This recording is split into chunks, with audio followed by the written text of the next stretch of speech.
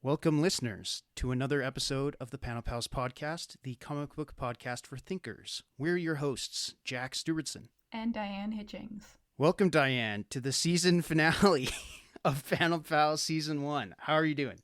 Woo! How exciting! I am doing good.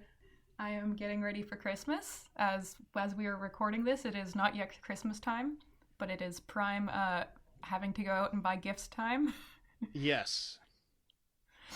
12 days left until Christmas Eve, so yeah, I'm in the same boat. I'm still hunting for the odds and sods for presents and stuff. Yeah, and you have to do it in the cold. Haha, I have to just do it in the rain. It's so cold here. I know. I'm going back to Alberta for Christmas, and so I will be flying there next week, and I'm not excited for it to be like in close to the negative 30s. But family. Yeah. At least it stopped snowing for now. I was like, oh, did it get to the point where it's too cold to snow? I think it will be getting to the point where it's too cold to snow. Yeah. Oh, yay. Wow. Love that. But that's okay. There's trade-offs. I filled up with gas today, and fun fact, it was the cheapest I've seen gas for a while. 148.9. Ooh, gross. What's gas over there right now? It's around 110, at least kind of in my area of west of the province. Yeah. Beautiful. Yeah. Can't wait to go back and see that for a few weeks. Woohoo. Diane, are you ready to talk about some assorted crisis events? I am indeed. Do you have any opening thoughts about this? I liked some of them more than others. I ranked them. We can talk about that at some point. Yeah, some of them were really good. They ranged in my mind from really good to this was a slog to get through. Interesting. Okay. Yeah. So yes, interested I'll be curious to for that see. follow-up. Yeah, interested to see how you would rank them as well, and also what you have to say about them. All right. Well, with that being said,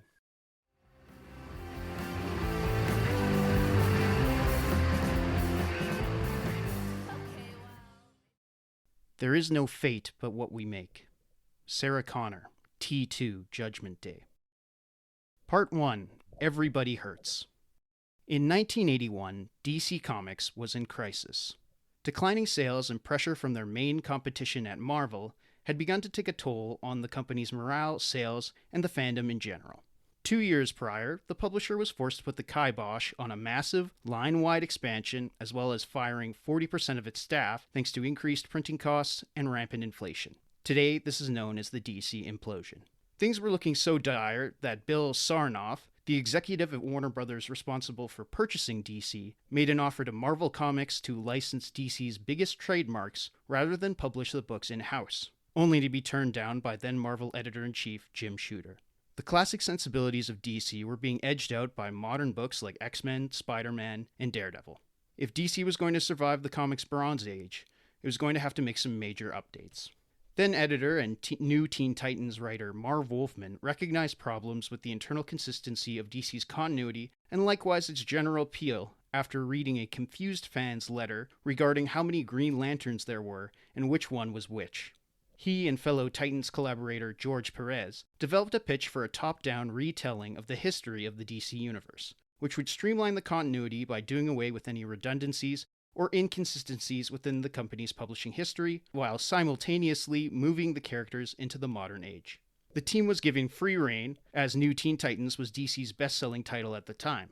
Their concepts would evolve into the 12-part maxi-series Crisis on Infinite Earths. Released in 1985 and into 1986, Crisis featured characters spanning the entirety of the company's publishing line, joining forces to save time, space, and the multiverse from an encroaching wave of white antimatter energy. Taking a page from Marvel's success with Secret Wars, considered the first event comic, Crisis was a massive crossover with tie-in plots that spanned every DC superhero title, as well as a variety of war, western, sci-fi, and horror books. Crisis represented a celebration of the then 50-year publishing history of DC and all of its subsidiaries. While Crisis served to close the door on the sentimental tone of the DC universe, it opened the door for the more mature, creator-driven, and mythic narratives that DC is known for today. Crisis is often cited as one of the most influential superhero comics of all time.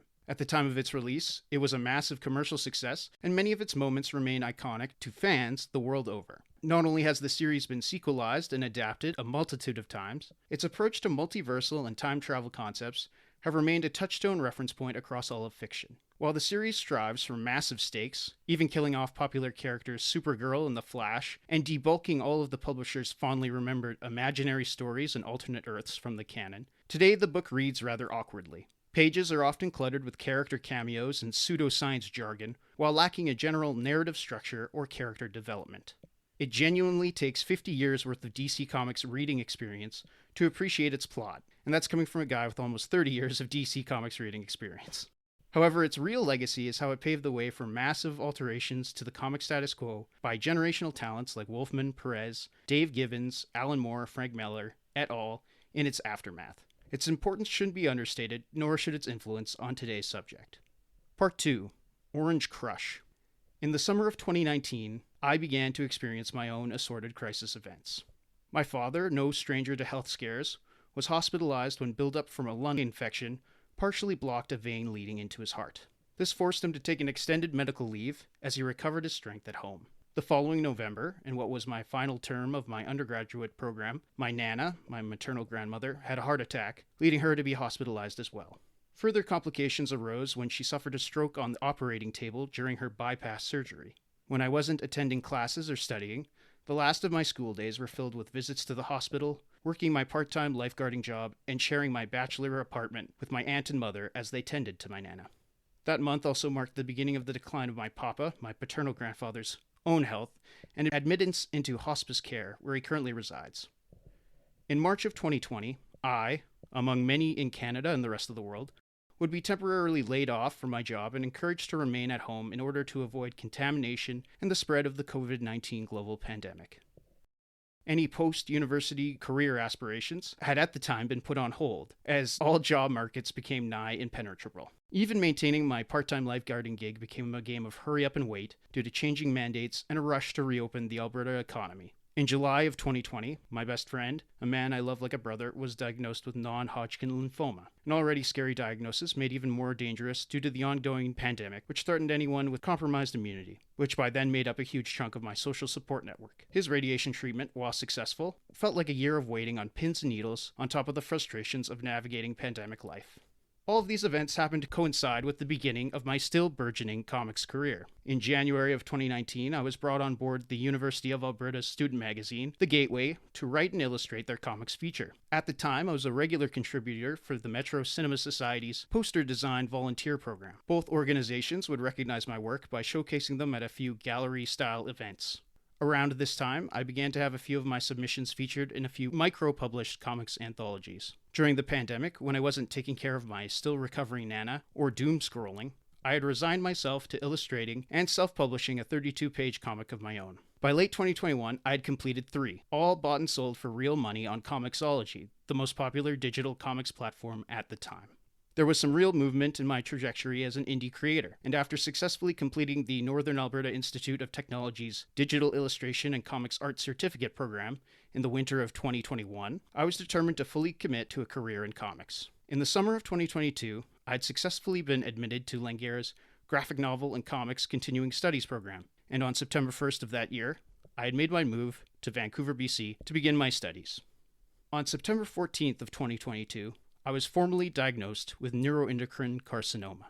10 months prior, on December 9th of 2021, I had awoken in the middle of the night with searing flank and back pain. A trip to the emergency room and an ultrasound revealed what I had assumed was a case of appendicitis was actually my gallbladder having wrapped itself around a previously marked growth floating in my lower abdomen. Further testing and biopsies revealed the mass, once a speck, had grown to a well-differentiated volume of 4.8 by 7 by 8.6 centimeters, the approximate size of a mandarin orange. I spent my Christmas holiday of 2022 back at home, undergoing surgery and the beginning of a 90-day recovery period, leaving me fatigued, scarred, and mildly jaundiced. While I thoroughly enjoyed the rest of my studies at Langara, the constant interruptions to travel back and forth between Vancouver and Edmonton, as well as my period without a proper paycheck, left me feeling frustrated and like I was being pulled between both provinces and away from a comics career proper.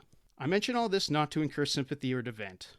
I recognize and am grateful for my privilege, having a loving, middle-class support network, and the Canadian healthcare system to take care of me, and in full honesty, my passion bordering on addiction for comics pushing me to persevere.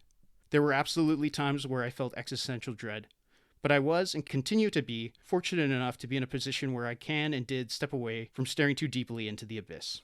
I can only imagine how desperate and bleak life would be for anyone who was, or currently is, in a situation similar or worse than mine without the safety net afforded to me. Rather, I refer to this time in my life to express what I think are familiar sensations to most folks my age: temporal distortion and the relentlessness of life in the 21st century. Throughout all of these experiences, there were many times where I felt like I was living the same day over and over again, or that misfortunes of my life were happening in reoccurring patterns. Between health scares, family obligations, quarantine, and recovery, it feels as if time slid right past me, ghostly and intangible. These sensations aren't unique to me, as they are often attributed to those who experienced a pre- and post-pandemic world. They are symptoms of anxiety, ennui, and aging, specifically from a late-stage capitalist Western bias. It's scary to consider one's mortality and lack of autonomy, and this fear can manifest by altering the human brain's perception of time. Likewise, it is frustrating, exhausting, and hard to focus on anything besides hardship if they keep occurring, as if it's always one damn thing after another. Plenty of art has attempted to capture the emotion and feeling of living in this century, but none illustrate these effects on temporal space and subjectivity, as well as my own personal feelings, like today's subject. Part 3. It's the end of the world as we know it, and I feel fine.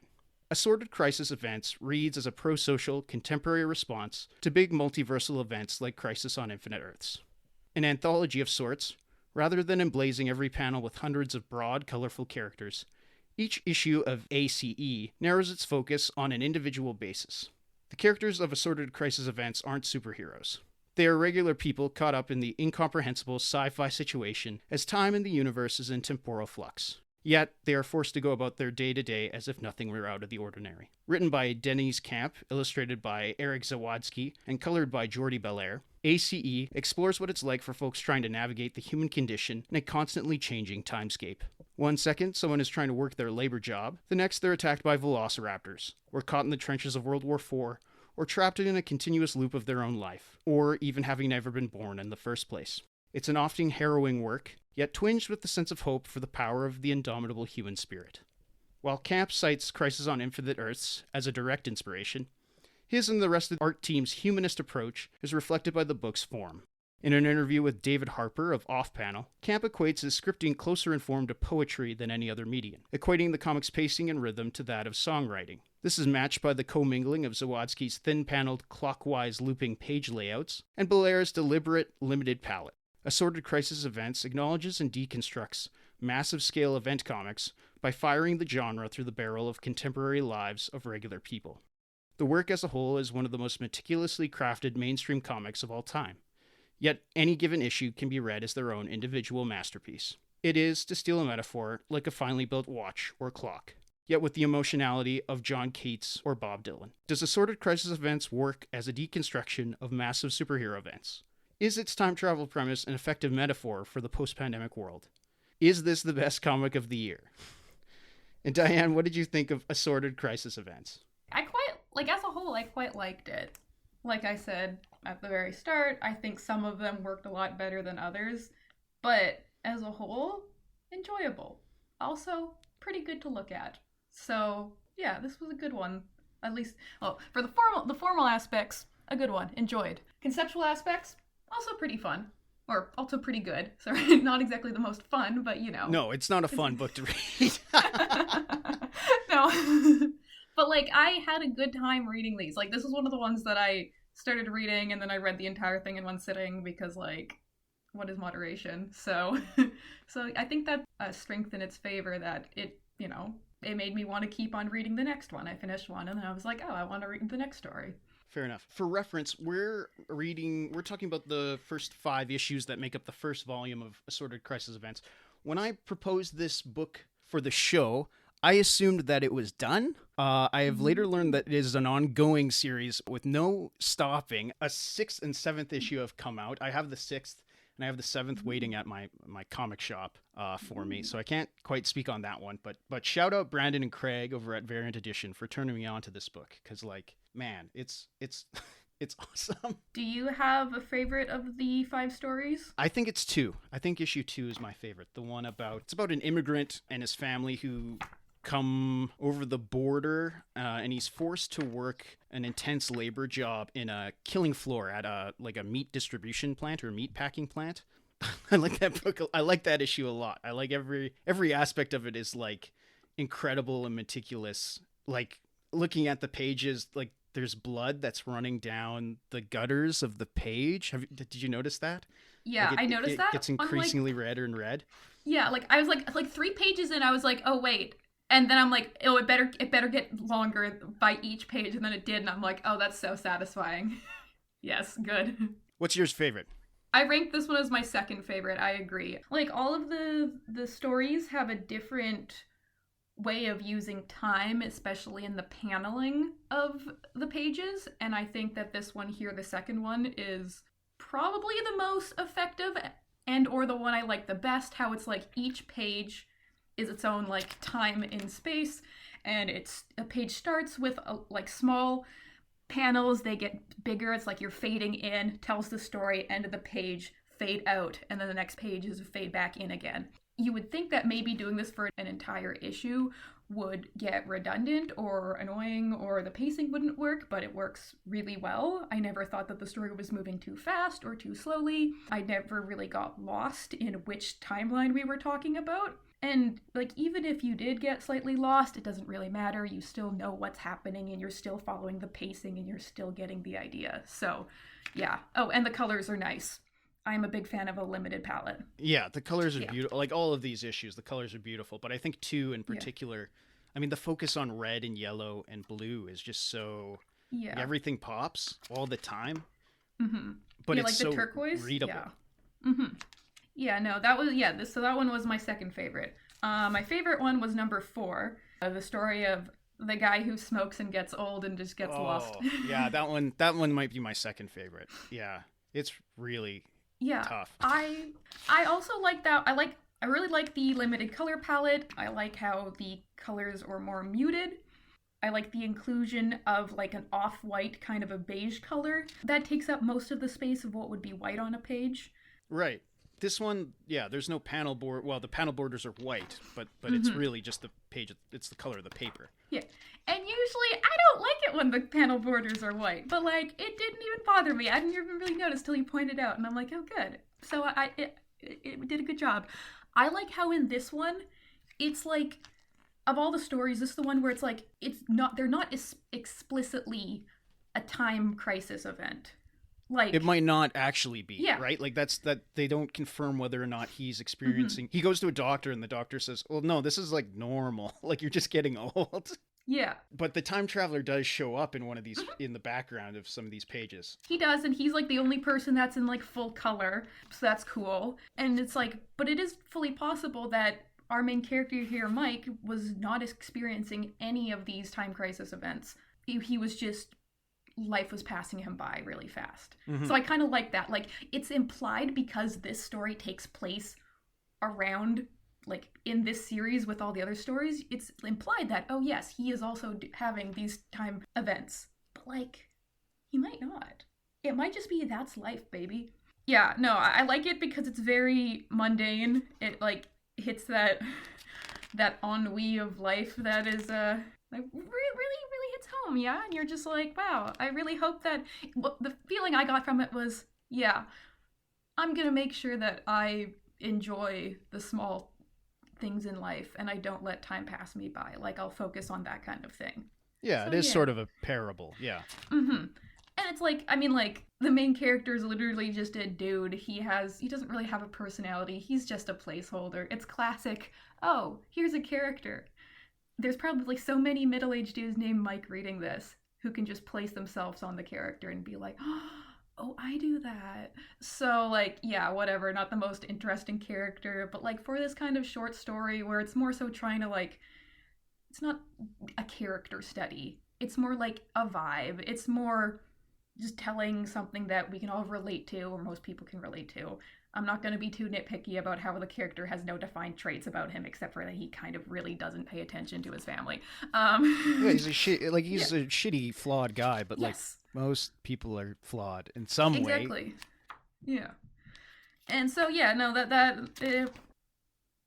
I it feel ends like with I've you die. met this guy also in real life, which is like very sad, but Yeah. And you just hope that you don't become that guy. you don't become that guy. The guy who Yeah. doesn't know the name of his roommate who died. Like, yeah. Or doesn't remember how many kids he has at this or doesn't point. remember how old his kids are. Yeah. Shoot, I've been cheating on my wife for a year already? Damn. Yeah. With a woman I don't really even like also. Yeah. And like, yeah, you should probably quit smoking, my guy. I do like that. my sister's a doctor, and she's always like, yeah, one of the main things that you like tell people is like, hey, have you thought about quitting smoking when they have like some kind of health problem? And it's like, yeah. Have you thought about quitting smoking, my guy? You probably should. It's an So addiction yeah, for a reason. relatable. Do you notice how his cigarette, every time it shows a side profile of him smoking, his cigarette is like the drag on a cigarette is getting bigger and bigger? Yeah, I like that. There is one question I have about this one. Yeah. And I don't know, is it just like, was it a typo? Or was it just like, yeah, this is kind of in the vibe of not really remembering things? So at one point in time, he has an affair with a guy named Juan. And then he looks, that guy looks very similar to a guy later on named Jose that he thinks about. Is that the same guy? And did they just accidentally put this different name? Or there's just two dudes that like have the same mustache, and he just like had an affair with both of them, and that's like in the whole vibe of like, yeah, you know, time keeps going, and this is one of the more subtle ways that they show it. Or did they just make a typo and they forget the guy's name like 6 pages later? I'm going to at Stemchamp to see what he has to say about that. Because now that I'm looking at it, yeah, that's either he forgot what he named his character, or like this guy just doesn't, like this guy's just forgetting people in his life. And his type is just a Which dude is with mustaches. what happens in the book, right? Like, yeah. Yeah. So I'm like, is this really, really, really good subtle storytelling? Or did they just forget a character's name? I don't know. Interesting. Yeah, that was just like one thing I was like, until you potentially get an actual answer, I'm just going to assume it is very good subtle storytelling, because why not? How do you feel about time travel in fiction? What's your opinion on it? Have you read Crisis on Infinite Earths or 0 Hour or any of that stuff? I'm aware of Crisis on Infinite Earths. I'm aware of it. Based on what I like in comics, I know that I would not like it. Yeah. So I have not attempted. First of all, superheroes, not my favorite. Second of all, how much lore do I need to know? I'm sorry, I really don't like it. That vibe, like you were talking about, where they just cram a bunch of people onto the page and it's super busy and they're trying to put too many things in, and it's like, hey, you know what? What if you just let the panels breathe a little bit? What if you just not? So, no, there's zero breathing in Crisis on Infinite Earths. Yeah.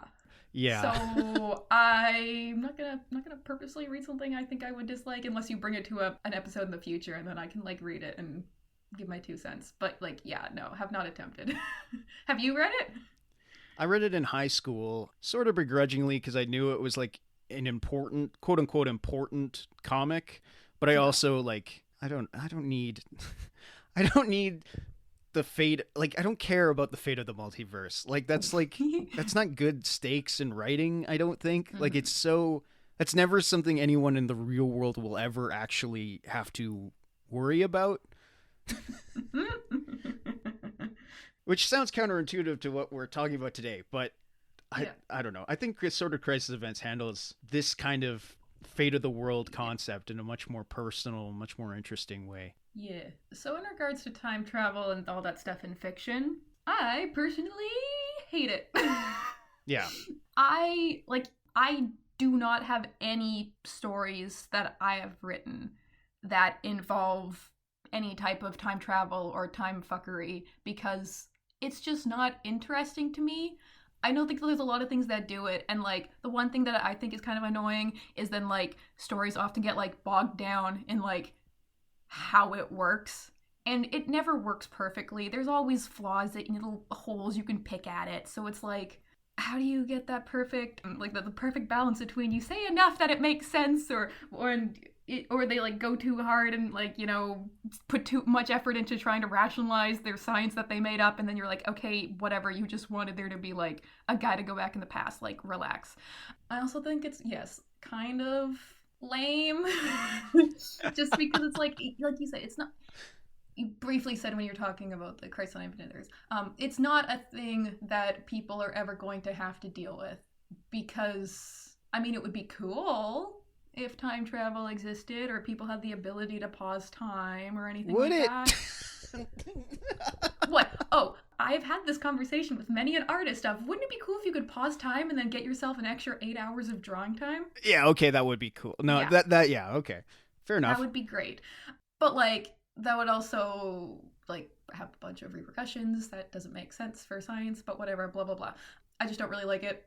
I think there's more interesting ways to do things and make stories work and stuff. As far as Assorted Crisis Events goes for timey stuff, I don't mind it, because it is serving a purpose for writing an interesting story, and you don't get bogged down too much. I mean, some of the stories get a little more into the quote-unquote science, I guess, behind it, even though, like, throughout these volumes, Yeah, not really kind of.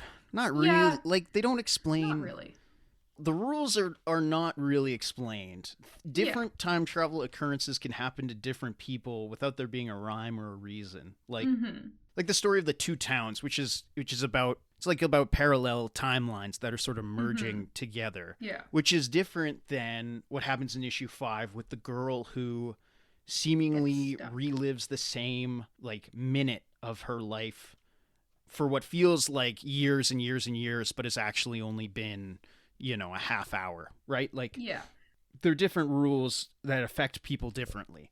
Whereas in like something like Back to the Future, yeah, you need a time machine to go to a specific era, and then you need that time machine to bring you back to a specific era, and you can't change history, otherwise history will change or whatever, right? Like, there are specific rules that the movie establishes that are not present here. And that movie, you know, what's that movie? The one I always think about when it talks about time travel and stuff. The one where there's aliens and the guy is like a soldier and he has to relive the same day over and over again until he like kills the monster, the alien queen. Or whatever, Live, Die, Repeat? No, what's the actual title? Is the book is called All You Need Is Kill. I can't. It's got Tom Cruise, right? It's the Tom Cruise one? Yeah. I just remember watching that movie and being like, I don't care.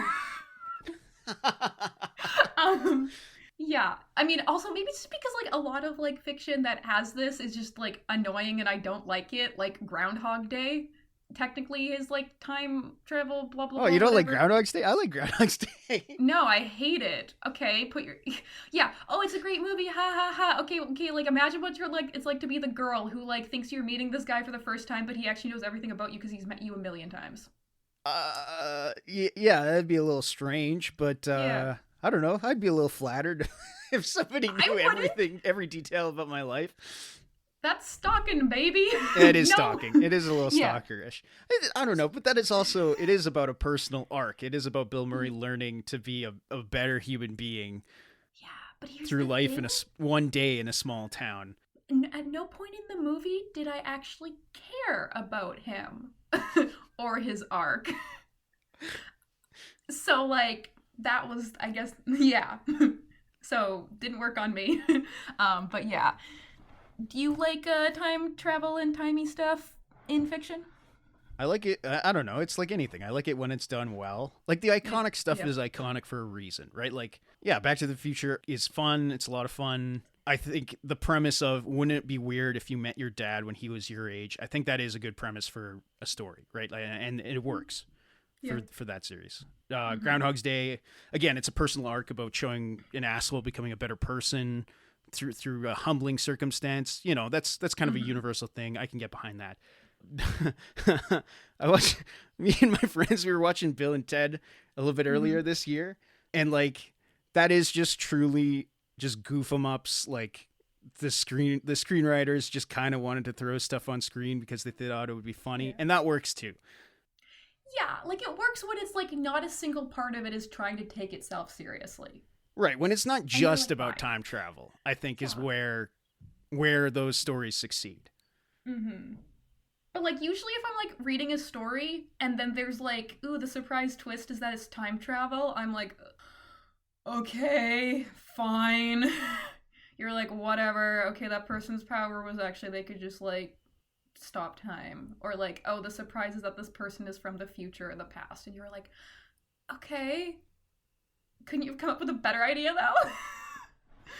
I don't like when yeah. massive franchises, not to point any fingers or name on any names, but they'll resort to time travel as like a last resort for plots because they've run out of ideas. Yeah. I'm looking at you, Star Wars, you stupid, stupid series. Anyway, we don't have to talk about Star Wars. I was thinking of what was the movie that they decided to do the time travel in for like the Marvel ones? Yeah, that's Endgame. In Endgame, yeah, they started doing the time travel, and I'm like, okay, I guess, like, ooh, we get to see things that happened in the past. Ooh, we can be like point at and be like, ooh, I remember this. Yeah, but like. You didn't. That is doing the Crisis on Infinite Earths, like, oh, it's a celebration of all the stuff we've done before, and you're either on board with that or you're not. Yeah, which is fine. Like, sure, watching the movie, I was like, oh, they go back in time. Yeah, sure. But it's like you could have, like, it's cool to be like, ooh, a little Easter egg, haha, for the fans. But it's like if that's like the important part of your plot, And then, like, inevitably, I'm sure there was a bunch of people who, like, actually critically analyze it and be like, actually, here's all the plot holes that the time travel opens up. I mean, those people are just as annoying, but... Yeah. Yeah. But I'm like, whatever. Yeah, just not the biggest fan of the timey stuff. I think that's fair. Yeah. But, like, you know, back to the topic of this episode, I think it was done pretty okay. And I say that as a whole because some of the stories used it a lot better than others, both in a conceptual way and in a formal way on the page. Yeah, the way that it plays with the conventions of comic storytelling, I find interesting. Like, comics are kind of one of the few mediums that I feel like get the sensation of what time travel would, like, feel like, right? Like, you know that everyone's seen those 4 panels of the guy. Panel 1 is a guy who's like, boy, I hope someone doesn't steal my bread. And then panel 2, there's a hand reaching from the panel below it to steal the guy's bread. And the guy's going, hey, someone stole my bread. And then panel 3 is him like running to panel 4 to go steal the bread from panel 2. Like stuff like that. All that formal stuff is really interesting. And Assorted Crisis Events plays with those also. We mentioned the cigarette burning example. We mentioned the blood running down the page in issue 2. I think the parallel storytelling in 3 with the 2 towns, I think that's done like amazingly, where a page is reflected on its opposite page to tell when something is going good and when something is going bad, until eventually they merge together. And then there's even in issue 5, they do a Mobius strip in as a panel in one of the pages, and that works really well too. Or in one of the double page spreads. Yeah. About those last 2 ones you talked about, 5 and 3 were my 2 least favorite of the bunch. Oh, no. With number 3 being the one that I thought was an absolute slog to get through. So, do you remember in the second semester at Langara when in one of the classes for, I think it was in script writing, we, like, learned about, like, different storytelling ways of, like, fractal and, like the one where you repeat it or whatever, blah blah blah. Those ones. You read that? Yeah. And we briefly mentioned it on our episode on What a Wonderful World. Yeah. Yeah. So some of the uses of like time in these comics feel a little bit like, oh, this is like an exercise for a class kind of thing. You think camp is showing off? No, I think it was more like, oh, this works as like an thought exercise, but it's like for the storytelling of this specific story, it's like, I wouldn't have done that. Or like, or you just like, you like, it looks cool, sure, but is it the best way to tell this?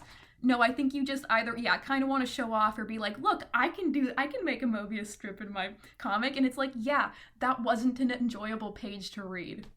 It looks cool, but halfway through the page I was like, I don't want to read the words on this because it's annoying. Imagine if you were reading that on a screen, how annoying it would be. I think with, I don't know, if you had guided view, actually it might make for a better experience.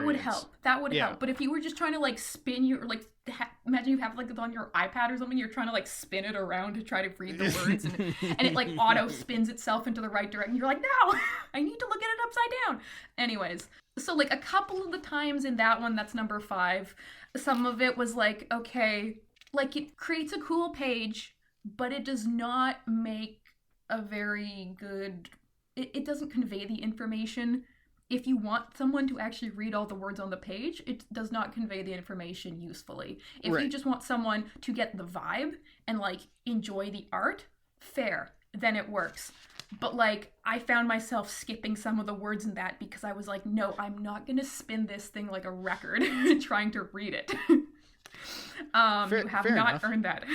Yeah, and like sure, the pages look cool. Sometimes they get a little busy. And you're like, yeah, okay, no one's going to look at every single picture on that page, sorry. But no, that was my second least favorite. Number 3 was my least favorite. I do not like the repeating page thing. After, like, the first page, I was like, oh, please don't tell me it's doing this for the whole thing. And then it kept happening, and I'm like, I get it. I don't need to read the same story twice. But that one was also the most on the nose, I think, with what it was trying to say. Yeah, it's a metaphor for immigration and why it's so polarizing in today's world when it shouldn't be. Yeah, and I was like, okay, I get it. You're trying to say something. But all the other stories also told a story that made me want to read it. This one literally felt like somebody was just trying to, like, convey a political opinion at me. Instead of like telling a story I care about. Nah, I did it. Okay. This was also the one that made me check when these were written, because there's the character that says $25 for eggs, and I'm like, wait, I'm sorry, how recent is this? And then I looked and it was from this year, and I was like, wait, how did I get these again? Because like I have volumes from Jack, and I was like, wait, did he give these to me before they came out? How did that happen, huh? And then I tried to do the math of when I got these, and I was like, oh, okay, so it was like pretty close to when I got these from you. So like that happened in the middle of me reading this, and that was more of an enjoyable side tangent than going back to the story. I don't know. I just didn't like it. I thought that this one did the least good job of incorporating fun time storytelling into it, mostly because it just made me read the same page twice. And it's like, okay. But you weren't a fan of Spot the Difference when you were a kid, I'm guessing. No, like literally never did those. Yeah, and I was like, no. I don't know what that says about me. But like, and like halfway through the volume, like actually I'm not even halfway through, I'm like 6 pages in when I was flipping through it. I'm like, oh, I get what they're saying. And then it kept going on. And I'm like, I get it. Can you do something that I'm not good? Nope, you're doing exactly what I'm expecting is gonna happen. And then it ends and I'm like, oh, what a surprise. It ends with the name, oh, we can never be like them. But the thing is, they are the same person. Them. And it's like, oh, wow. Oh, that's so genius. I never would have known. I'm sorry. This is the only one I just didn't like. It was, yeah. You know what? To each their own. You know, I get not liking a belabored metaphor. I do think that this would be a useful teaching tool, though, for some people. I get that. I do agree. I think this would be a useful teaching tool. That's not why I read a comic. That's not why I personally read a comic. I want to read a comic because I want a story. Not here's pretty much like a brochure about why... please just stop being weird about immigration. Yeah. Would you like to defend this one, please? Tell me some good things 3? About it. Yeah, tell me some things you liked about it. I love the parallel narrative. Okay. I love playing with the... I think it's one thing if he was just repeating the same... If Zawadzki and Belair were repeating the same images when they're paralleled every single time. Mm-hmm. But there is a lot of redrawing going on, like drawing different things and coloring things differently. I don't think you're giving enough credit to those two for what they're doing on these pages. Yeah. Art-wise. Mm-hmm. Yeah, no, I think it is a powerful metaphor. I think it depicts xenophobia in its purest, simplest form of just because someone is different in any capacity, I feel threatened by them. Mm-hmm. I think that's something that people should, keep in the back of their mind all the time. Why are we afraid of different people? What threat do they actually pose on me? What am I going to do about it? Right? Like, and this book kind of at least notions to, I don't know if it actually answers any of those questions, but it does notion towards what those problems are and like how human beings work. Mm-hmm. I don't know. I like the changing perspectives on some of these. Mm-hmm. I like some of the insider jokes. It's called Hearth. The towns are called Hearth 1 and Hearth 2 in homage to, like, there was a show called Earth 2, and in DC Comics there's Earth 1 and Earth 2. Mm-hmm. And I think that's like a funny in joke. Yeah, that's fun. Yeah, I think maybe one of the reasons I like this one less is that there's just more characters and it just doesn't focus on one person. Maybe that's why I liked some of the other ones so much, is because it was just following one person through their life instead of like 17 people. And so like maybe just because that wasn't the vibe that I was getting from the other ones and the strengths of the other comics, like it just didn't really connect as much because it felt like it was trying to do a bigger storytelling thing. And that wasn't what I found was the strength of these comics. Yeah, I think that's fair. Like, it is an extended cast who are all sort of broadly defined. They're not really given much in terms of personality. I don't know. I thought, like, the dissolution of that marriage was really sad. Like, I don't know. I thought it was a good read. Yeah. And I was like, well, yeah. But, okay, I guess one of the main things is, like, when I was reading that, I was just, like, frustrated with, like, yeah, but, like, don't make that decision then. Like, maybe don't break your marriage up because you just think, oh, the other version of the lady you married is gonna, like, get married to your neighbor or whatever. Like, it's like, yeah, okay, just then don't be like that. Oh, you caused the own dissolution of your marriage. Okay. Yeah, but that would totally happen to real people. It would. If this was a feasible thing that could happen in real life, but it's not. Yeah. Yeah. And I mean, like, I guess if you want to be super nitpicky, you could be like, oh, if this is trying to, like, send a message or whatever and try to get some people to change their ideas on immigration, I feel like those people who are deeply entrenched in their own beliefs would be like, yeah, but, like, they'd be like, oh, yeah, but the immigrant, like, in this story, those are us. They are us. So, like, that's different than, like, the actual immigrants who aren't us. It's actually different. And it's like, okay.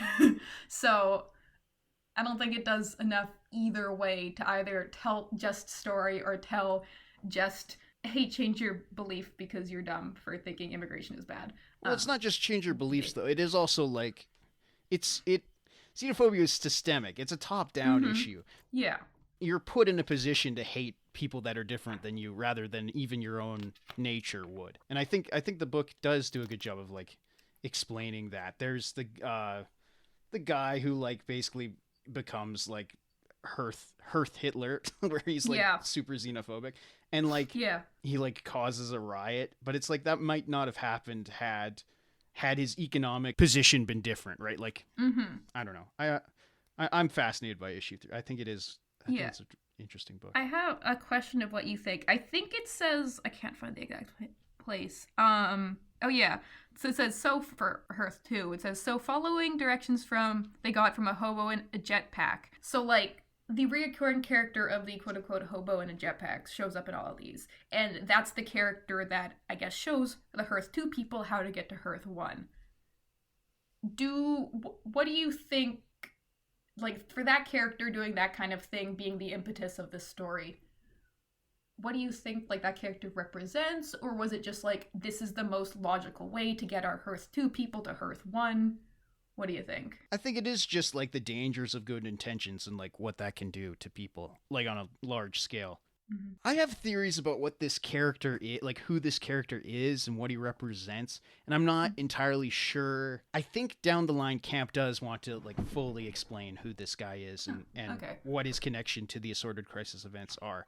But, like, in my mind, he sort of looks like, and this is me reading into it and going off my freaking intro, but in Crisis on Infinite Earths, so Barry Allen, the Flash, in order to, like, prevent some sort of weird attack, that book's so stupid. Anyway, he has to like run so fast that he starts time traveling through his own life, as in like his aging is accelerating, but he's going backwards in time.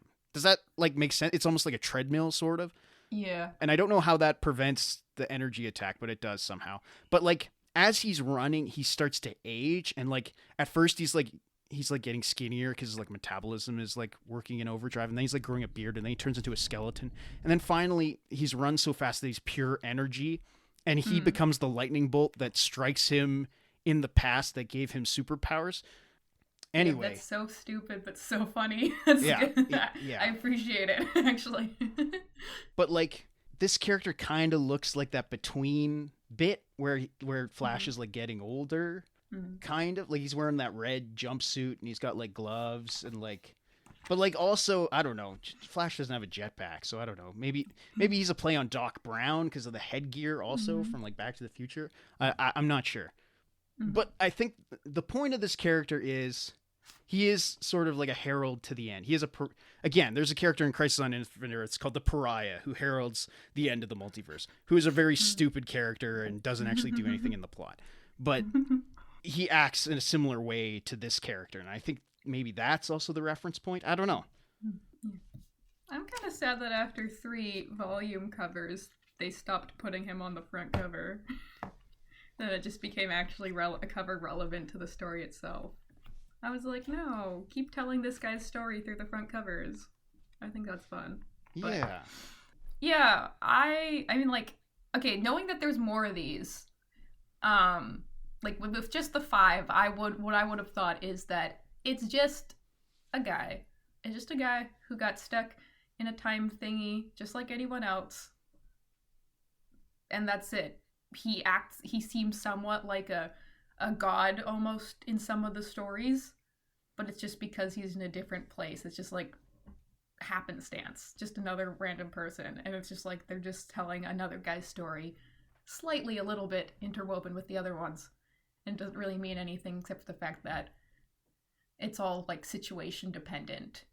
You could just be a normal random guy who's just being thrown through time and suffering from it, as we see in the first one. He's not doing too hot.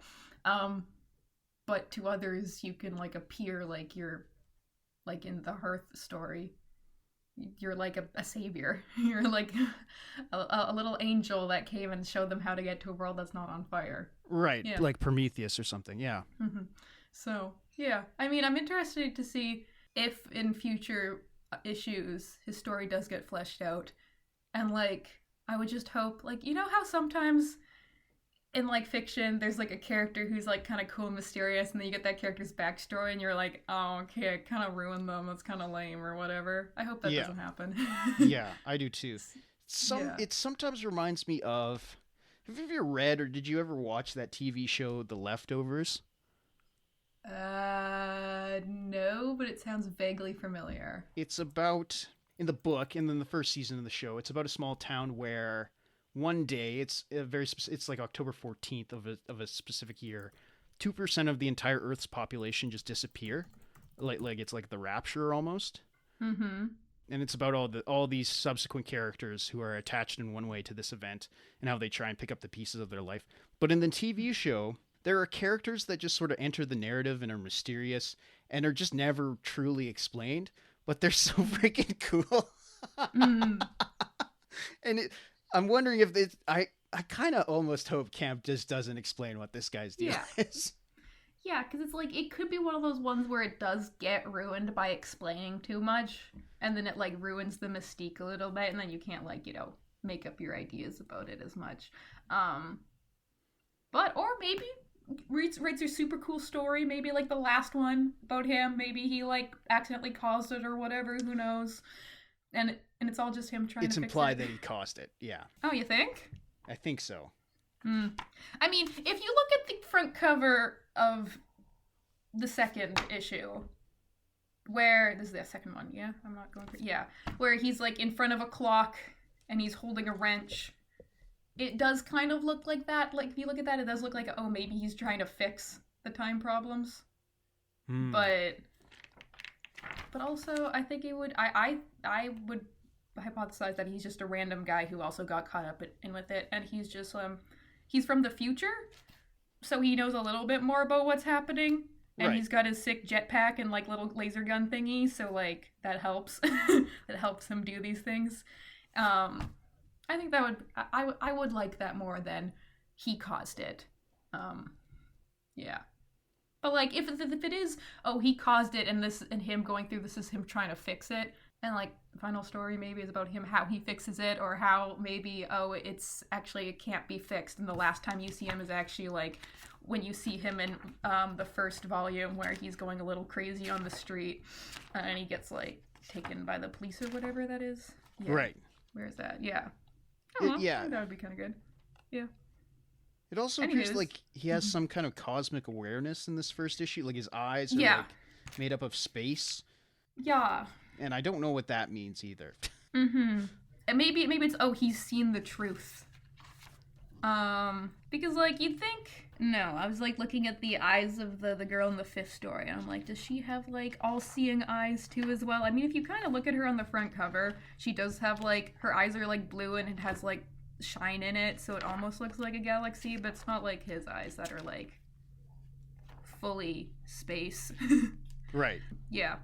Which one haven't we talked about? For number 5, when I was reading it, I almost got the feeling like that this is the one where the girl relives the same minute again and again and again and again.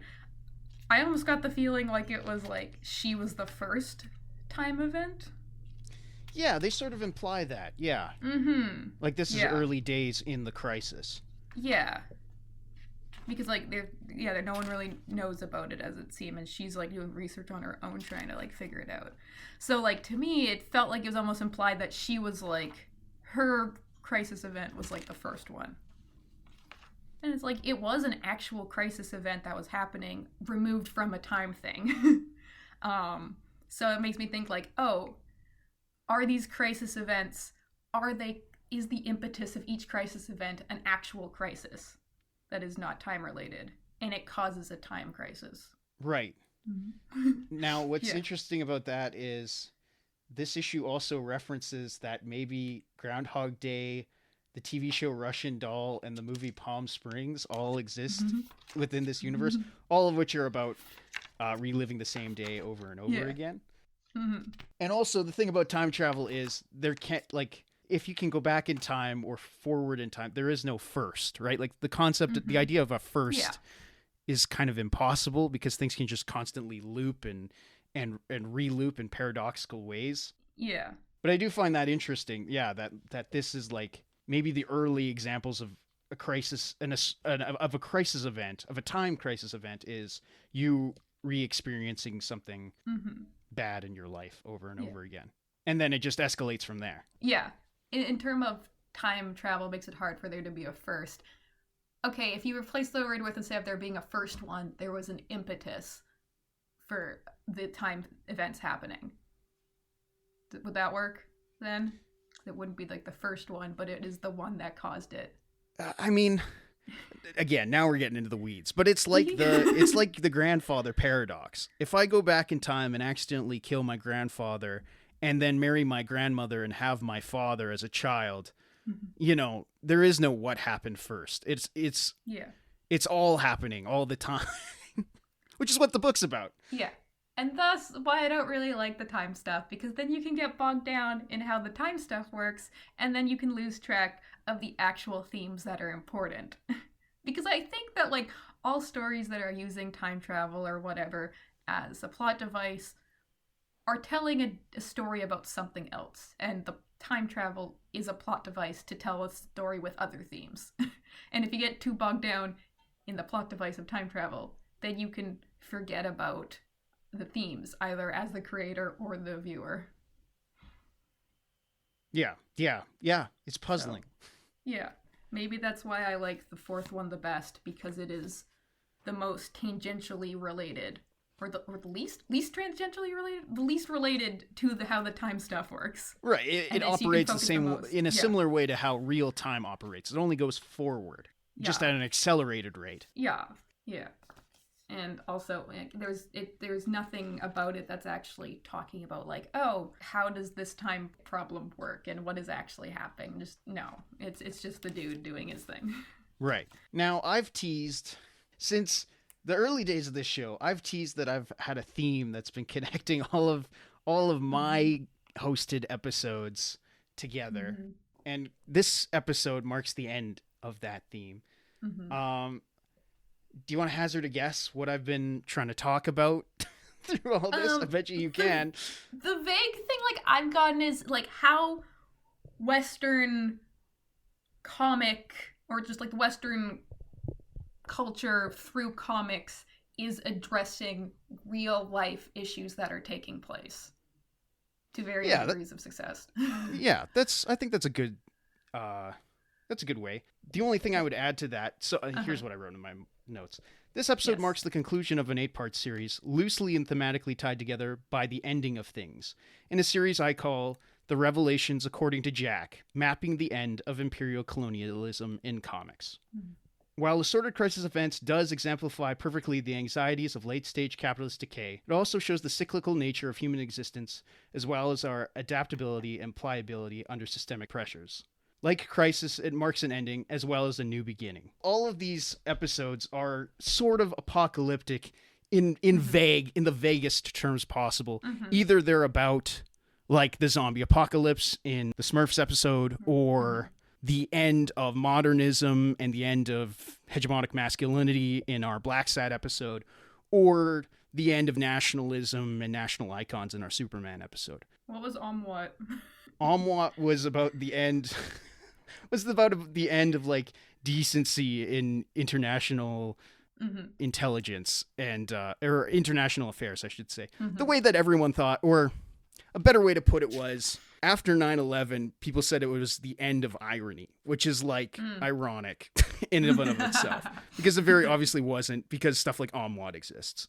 Mm-hmm. And Assorted Crisis Events sort of is about coming to terms with the end of things also in a lot of ways, right? Like, that's literally what both issue 2 and issue 4 are about. Mm-hmm. Would you agree with that assessment? Yes. The good ones of these, yes. Yeah. Agreed. No. In much less succinct and nice language, yes, that was the general vibe I was getting. Because, like, yeah, most of the, like, all the comics you've talked about had a general through line. Not specific, but, like, thematic. Yeah. Yeah. Excited. Yay. If I were smarter, I would have maybe put them in a more chronological order than I did. But, you know, it's season 1. We've got growing pains down there. Now I'm just excited for what the theme of season 2 is going to be. Is it going to be after this? Ooh. Well, that's what brings me to season 2. Not only, just like Assorted Crisis Events, like a lot of the issues here, this episode not only marks the end, but also a new beginning as we transition into my season 2 of Panel Pals and its thematic through line. I feel like I'm gonna say a quote, and maybe you can guess what season 2 will be all about. As a giant naked blue man once said, "In the end, nothing ever ends." In my opinion, Assorted Crisis Events is a sequel to Watchmen. A thematic sequel to Watchmen. Would you agree with that? Explain. In the way, not only is it a dissection or a critique or a response to superhero comics, specifically big event, multi-part, universe, time travel, crossover events, in the way that Watchmen was a response to Silver Age and Golden Age comics, but also in its formal elements and how it plays with panel structure and time. And I'm thinking specifically of the Watchmen issues, the Dr. Manhattan issue, which goes over his backstory in non-linear time, and the Palindrome issue, which I think is it's either 5 or 6, but right slap dab in the middle, where that's the one where Rorschach gets captured by the police. Adrian is there's the fake assassination on Adrian's life. Spoilers for a book that everybody should read. Yeah. How do you feel about that? I don't know. I thought it was kind of funny when you said, similar how they're doing interesting things with, like, paneling and time. And I'm like, time, yes. Paneling? Watchmen doing something interesting with paneling? You mean the story that is literally just a 9-panel grid the entire time? Yeah. Anyways, I'll get off my high horse. Is it? Whatever. We'll do a Watchmen episode sometime. But yeah, I see. Yes, where you're coming from. Obviously, more of a thematic than like an actual. Because when you said a sequel to Watchmen, I'm like, yeah, I guess it is kind of like post-apocalyptic, and like Watchmen ends with the whole world ending. Yeah, no, ignore that. Thematically, more so than actually. Yes. Cool. Does that mean we're doing Watchmen next season? Next season will be all about what I'm calling next season, the children of Watchmen, the spiritual successors to Watchmen. And I hope that our season finale, if the listenership is right, we will do a double-length episode on Watchmen. Huh. But until then, the lead-up will all be stories and books that I feel like where the people who read Watchmen actually followed through. They didn't just do Watchmen again, or did edgy superheroes, or you know what I mean. Like, they actually thought about what was going on formally and thematically. Oh, we should do one where it's someone who actually just read Watchmen and they're like, nice, I can do that too, and then it wasn't good. Come on, we gotta do ones that we don't like. Maybe we'll do one of those. But okay. Yeah, I don't know. When I brought this book, I sincerely think that this is the best series of this year, and I think Deniz Camp is the best writer of the year, certainly, for his work, not just on this, but also on Ultimates and Absolute Martian Manhunter, and I think he's got another book out now that I haven't read, but apparently it's very good. Like, this guy can write up a storm. And shout out Zawadzki, who's a Calgary native. Shout out, go West Coast, Best Coast, because, like, man, this book is incredible. Issue 2 is my favorite single issue of the year. I think this is one of my favorite comics of all time, period. It made me feel things in a big bad way. Yeah, it's good. Yay, I'm glad that, good comics are still being made in the year of our Lord, 2025. Woohoo. This is probably going to come out in 2026, isn't it, this episode? Depending on our next recording. Stay tuned, listeners, for that. Whatever. We can say, oh yes, this is also our 2025 in review, best comic that came out that year. Yeah, why don't we talk about the show a little bit while we're here? First off, Diane, would you read more Assorted Crisis Events, I guess I should say. Yes. When you said there was more, I was like, when there's another amount, this many amount, so like gets to 10, we should do another episode where we read the next 5. Yeah, I would. They were fun. I enjoyed it. Looks great. Good. Yay, coloring that doesn't make me sad. It's good coloring. Yay, colors are good sometimes in comics.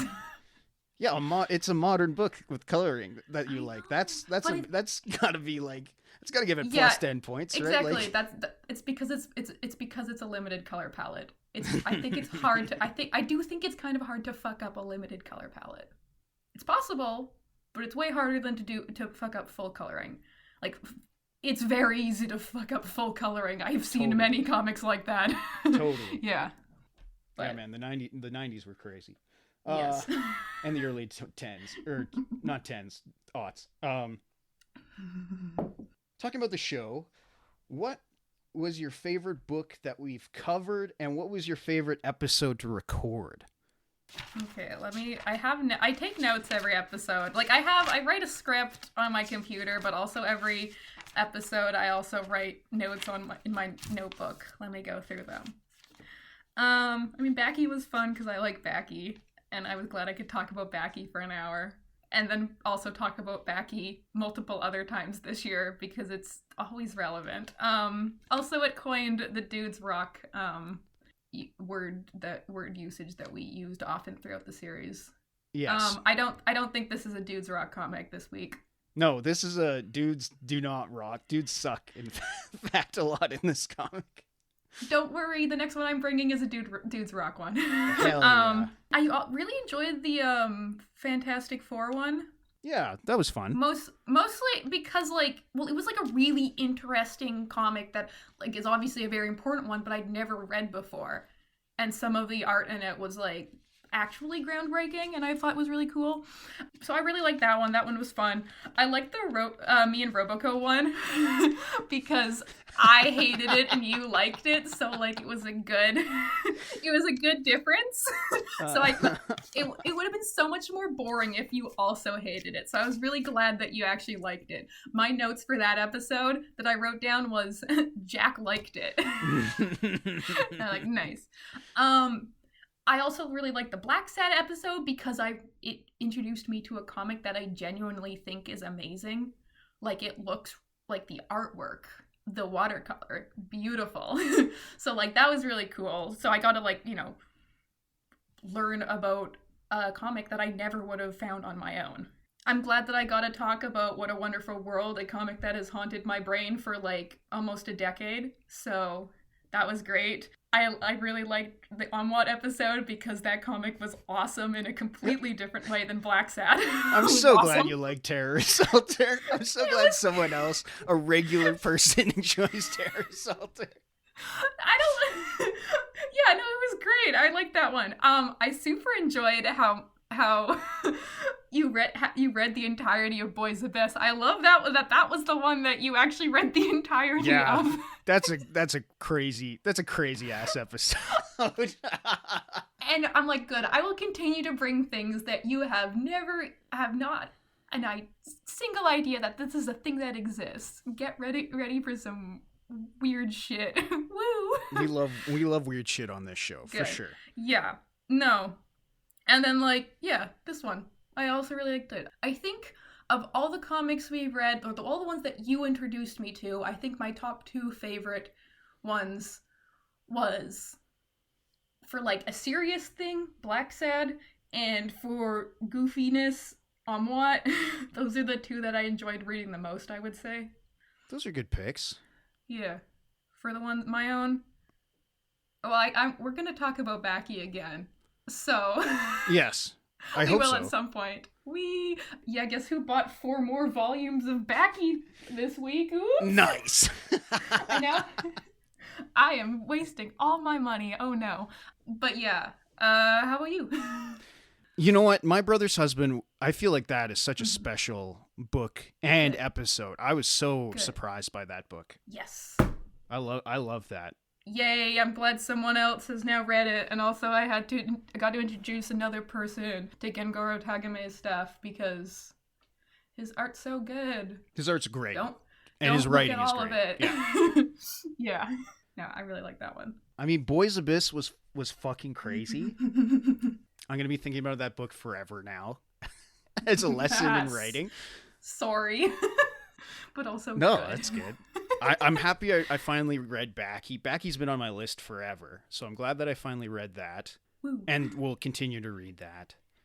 I'm surprised. You know what our most viewed episode is on YouTube? Ooh, what?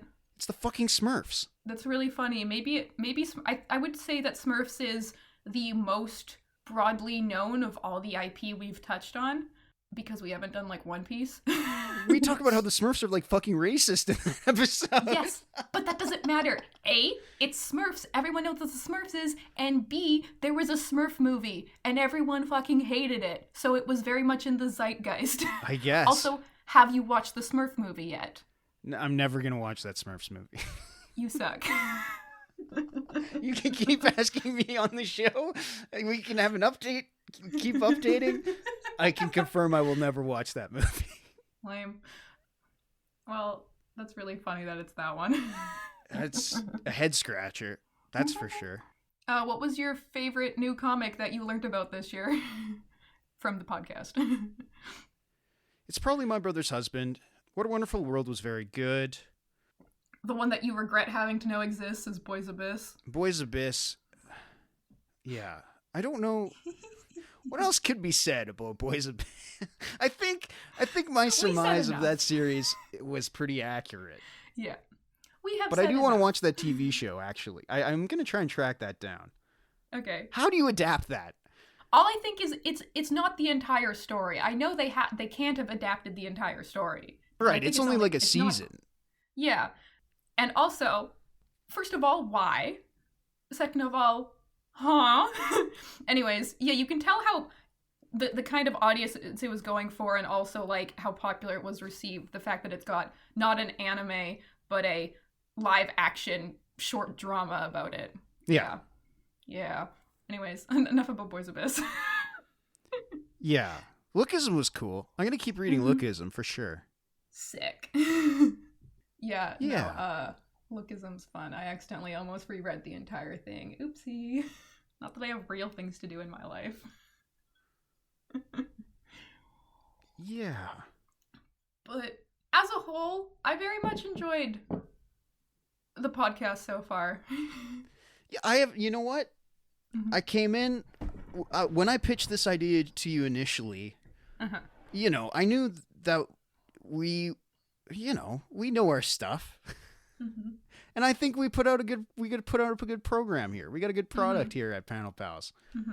It's not like we went to school for this. We better do something with our education. Yeah. Well, and so for context, when I moved back, I got a job where I worked nights scrubbing pools, and I had to listen to a lot of podcasts to keep me sane. And I listened to a lot of comic podcasts, and there were a handful that were good, and there were a lot that were very boring and poorly recorded. And I knew that I could at least do better, but I also knew that I couldn't do it alone. And the last thing I would want to listen to is another podcast about a white guy with glasses talking about Batman for an hour. So, Diane, I do want to thank you for joining me on this endeavor. You just got a white girl with glasses to talk as well. But it is a different perspective, you know. Yeah, my hyperfixation was reading Naruto. Yeah, well, I haven't read Naruto, so we'll get there. We'll get there. No, I'm glad that this happened, and you said, "Hey, you want to make a podcast?" And I was like, "Yeah." I want to yap about comics. Yeah. And also, and you're good at it. Yay. Hopefully, to all the viewers, my voice is not annoying. When I showed the first episode of this to like my family, my mom said, "I don't know what you guys are talking about, but he's got a good podcasting voice. I would listen to it, even though I have no idea what you're talking about." And I was like, good. At least one person on here has a voice that isn't annoying. Oh, thank you. Yeah. No, we're a good sounding show. We're cool. Yeah. I mean, I think I was gonna be like, this is also helping with being able to public speak, even though this is the exact opposite of public speaking. But you know yeah. What I mean. But like, you know, not that like we have a crazy overhead or like this is a lot of work, but we put work into this show. You got to talk. Yeah. You got to know how to talk, which sometimes I'm not good at. You got to know how to write. Yeah. You know. Which sometimes I'm not good at.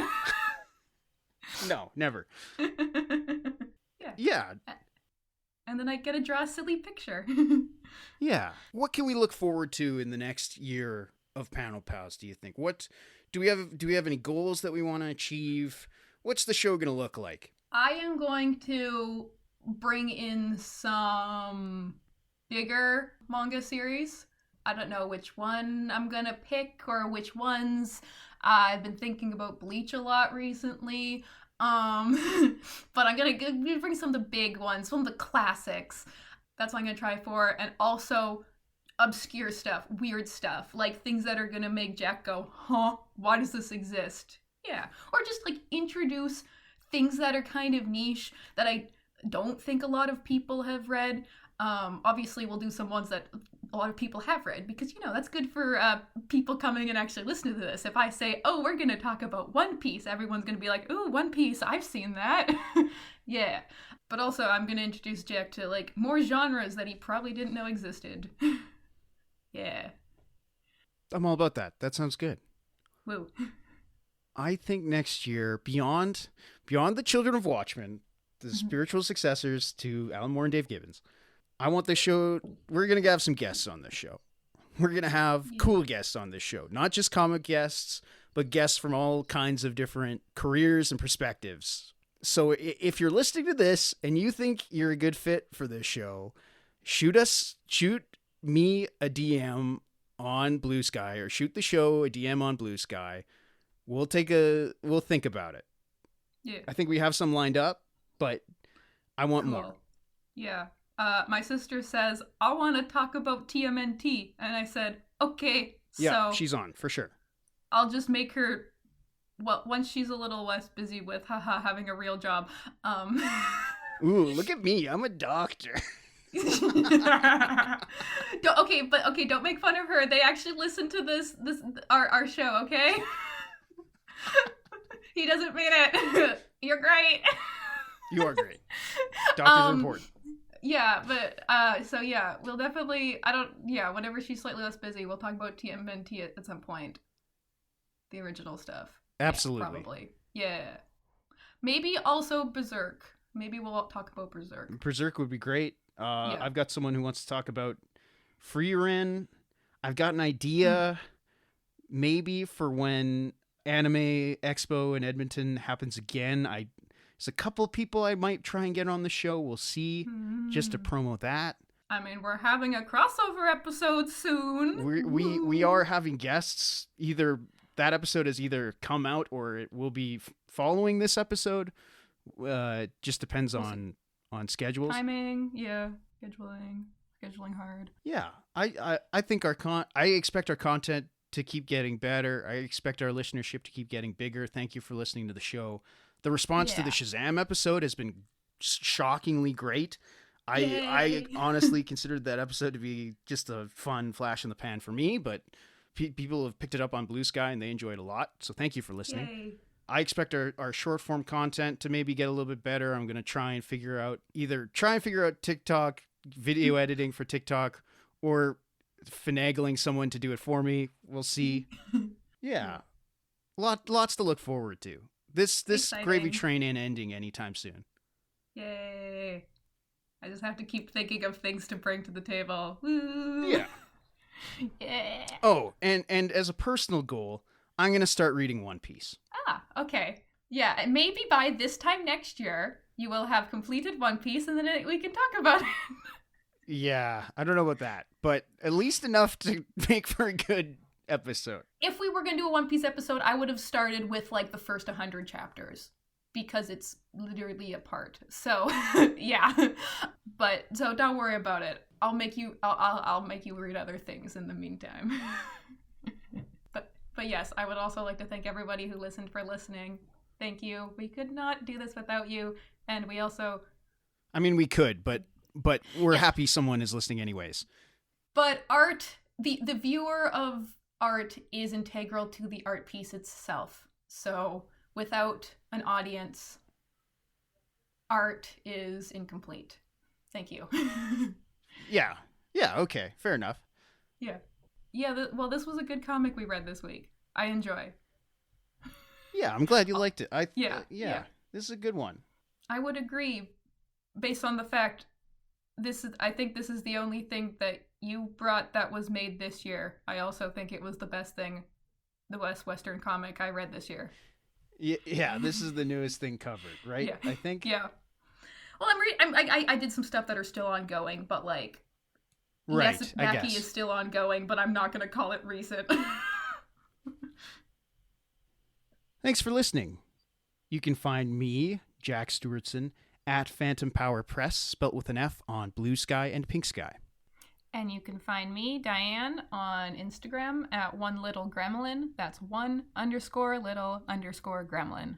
If you'd like to follow the show, you can do so on Blue Sky and Pink Sky. That's at panelpalspodcast.bsky.social. All of our links are in the show notes. If you like the show, please rate and review on your podcast provider of choice.